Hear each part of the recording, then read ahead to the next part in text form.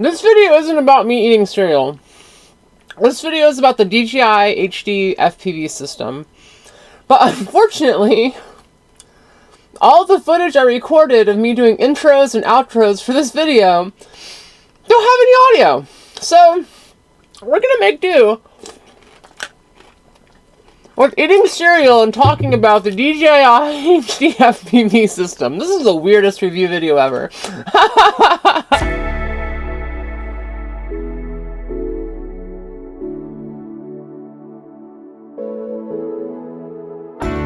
He was burning up, now the sun gone down. Lights in the distance, a forgotten town. Now I'm on my way, oh I'm on my way. So stand on the edge of the world with me.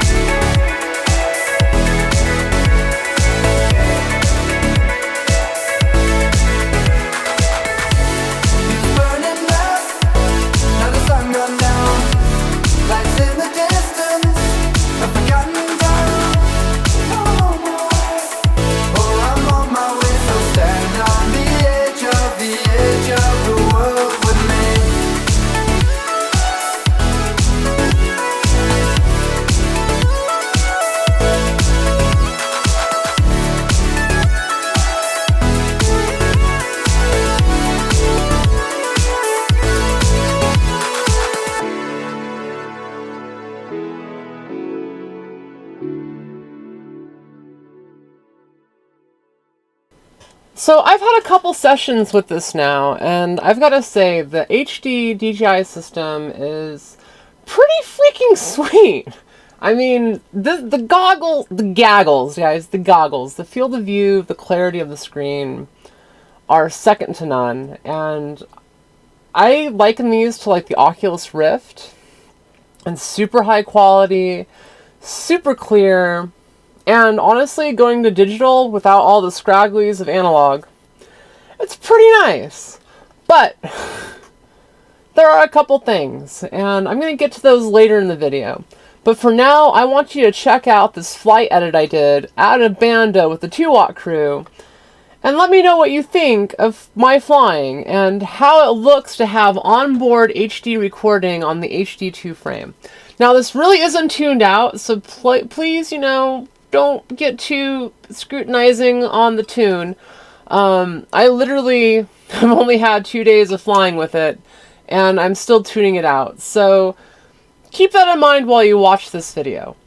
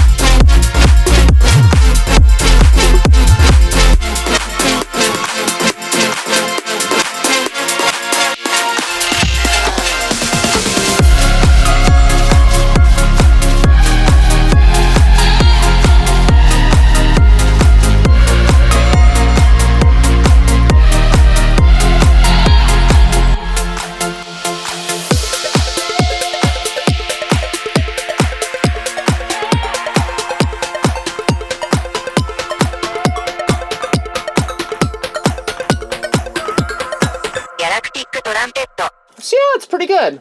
I mean, the system itself is amazing. It's taken some time to get used to.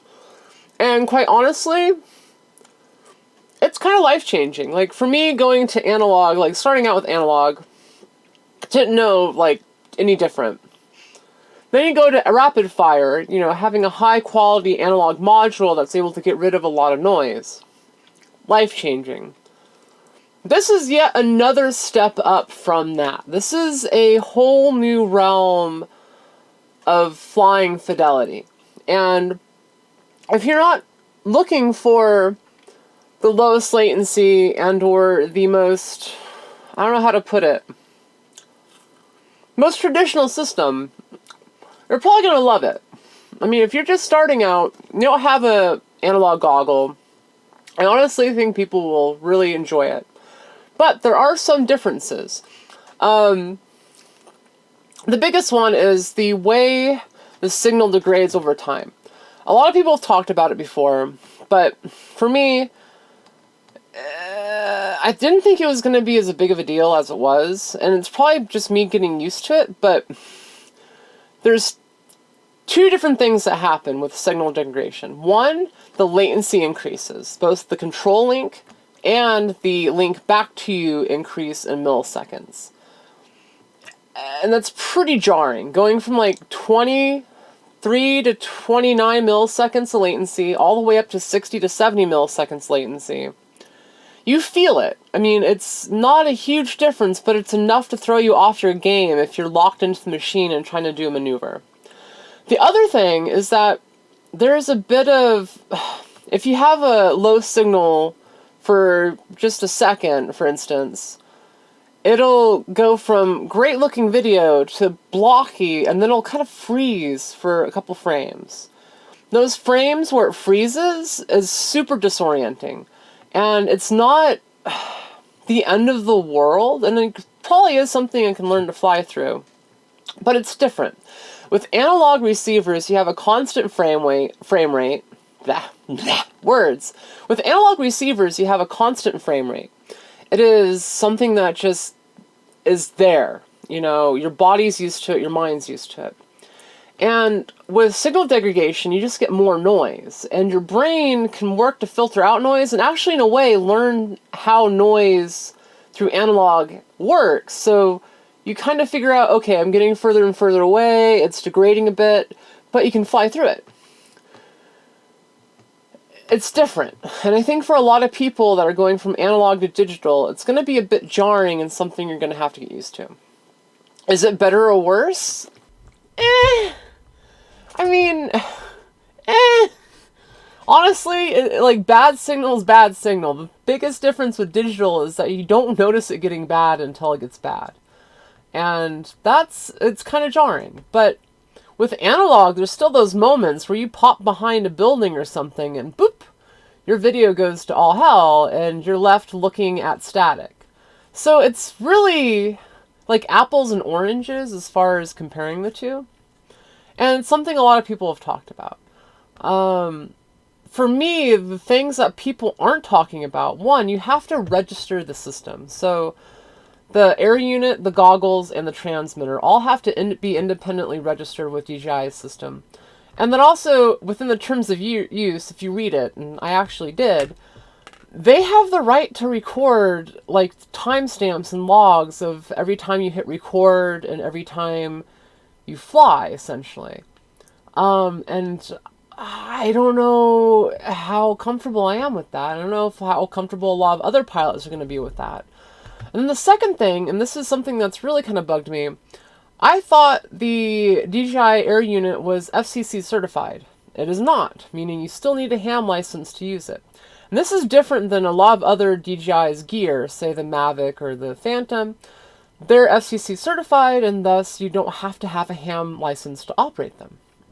And it's a big deal, because I honestly thought this was going to be a way around newbies having to deal with ham licensing, which is not the biggest deal in the world, but it's another barrier to getting into FPV. So those two things are kind of, I don't know. I think the biggest thing is the durability of it. Like, I flew it for a day. The Rotorite HD1 quad held up great. But There were a couple times and a couple instances where the antennas were popping out, which was honestly my fault. I built the quad incorrectly. There's a couple little spacers you have to put in underneath the antennas to keep everything tight, super tight. I didn't do that. So it's not like I destroyed the quad. And then the other thing is, I don't know how to, there's like a bunch of different things I don't know how to do on it. For instance, I don't know how to center the sticks. They just, it doesn't center to 1500 on the transmitter, which I was really hoping they'd be centered by default.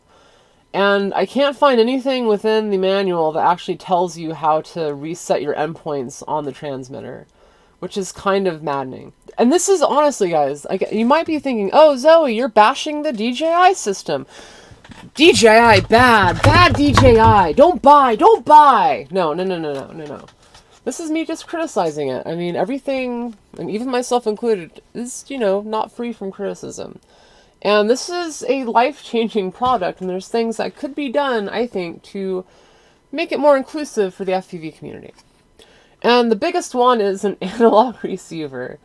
I want these goggles for my analog quad. Like, I love my quads as they are, but the field of view on this and the clarity of it is so infectious. Like, put the digital stuff aside. Just put all the digital system aside. If Fat Shark released a goggle with these optics in a module bay, the market would be done. And quite honestly, if Fat Shark's not working on something like that, they're shooting themselves in the foot, because the optics on this are light years above anything else in the FPV market. And realistically, that's because of the VR explosion. There's tons of new development for lenses and screen technologies for VR. And this is essentially a VR headset, like a traditional VR headset with the same kind of, 1440p screen that you'd find on, say, like a PSVR or even the Oculus Quest. Although the Quest uses 2 independent screens, it's a little bit different. There's things that are different about it. But the key point being is that this is a proper upgrade to everything else that I've ever tried. And that's including the new Skyzone 030s. It's in a different league of its own. And you have to really think about that when you're buying this setup. You have to realize that this is going to be a completely different experience than what you're used to with analog FPV. And I quite love it. Flying around acrobatically is one of the things I absolutely enjoy with analog. I love flying, and I fly through the static, and you get so used to flying through static. And you don't really focus too much on the pretty view around you. With these goggles, I just want to fly around. I just want to experience the world around me and see everything there is to see. And you can do that with this. You can actually, really feel like you're flying, and it's so much more immersive. Like, they have 100 degrees field of view, which is 2 to 3 times more than most goggles. So, it goes, this is the biggest thing, it's hard to describe. It goes from, this to this. And when you have that change and that, fidelity of video, it makes me not want to fly my analog setups. Quite honestly, for the flying that I do, I would swap out all my units right now. I'd swap out all my Crossfire and TBS and immersion gear with air units and go completely DJI on all of my setups if I could. The problem with that is the expense of the air unit. I mean, it's still, you could say, oh, it's only like a $40 premium over a traditional VTX and camera and receiver combo. But it's an investment. If I break the air unit, and this is my biggest qualm, is I think I screwed up the connector of one of the antennas, giving me reduced range.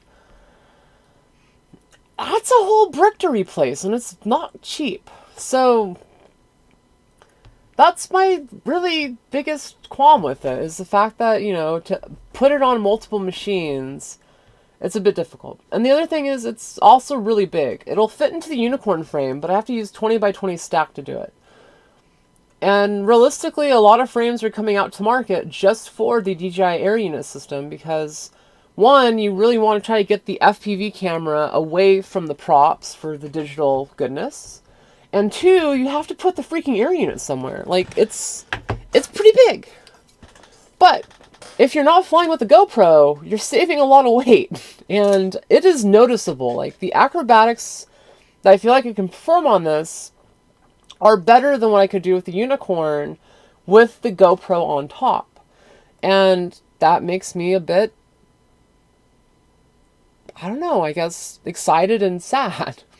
So I love flying with the GoPro. The GoPro Hero 7, the image quality is second to none. And this is not going to replace the GoPro in quality. But for 90% of flying and for just getting some epic footage, I think it's going to do good. And the biggest thing is if you build the frame right, you can build the camera so it's fairly well protected and you're not going to be destroying it as often as a GoPro. So on the whole, if you're not flying with the GoPro, the system becomes a lot more appealing and a lot cheaper in the long run. So there's trade-offs. There's a lot of trade-offs. You really have to think if that's something you want to get into. Quite honestly, if you have the money and you have the ability to, I would say get the system. I'm super honored and excited that Motor Riot and DJI had sent me the setup to fly with and to test out. And I know, even though, like I said, this is a thank you to them for doing that, I still have my qualms with it. But those qualms I really don't think outweigh how amazing the experience is and why people should get into it. So, yeah, I wanted this video to be more in-depth and more involved, but all of my footage from today that has audio is just screwed up, so you're gonna have to make do with me eating cereal. So yeah, like the video if you liked it, dislike it if you didn't. I'm joking. Subscribe, hit that notification icon, and then hit all notifications, because I want you to see my videos in the future to watch more awesome stuff. Also, shout out to Outcast Droneworks. We just released our first made in the US battery pack, the 2-cell high-C lithium ion setup. This is a pack that I've gotten over 20 minutes of flight time with on a 2.5-inch setup. So yeah, it's pretty cool. Go check it out. Go get some packs before they're all gone, because they're going fast, and I want to make some more packs. I want to get more onto the market. Also, stay tuned for some 4-cell and 6-cell packs coming soon, and the Microhawk drone. I know, I just announced a drone at the end of the video. I have the 20-minute setup that flies with that battery will be coming out soon. It has some very interesting features, like a Raspberry Pi and other stuff. But I'm going to talk about that in another video. That's not about this in this video. That's a whole different thing. So anyways, guys, thanks for watching. I've been Z to the O to the FPV. You've been awesome. And, thanks for watching.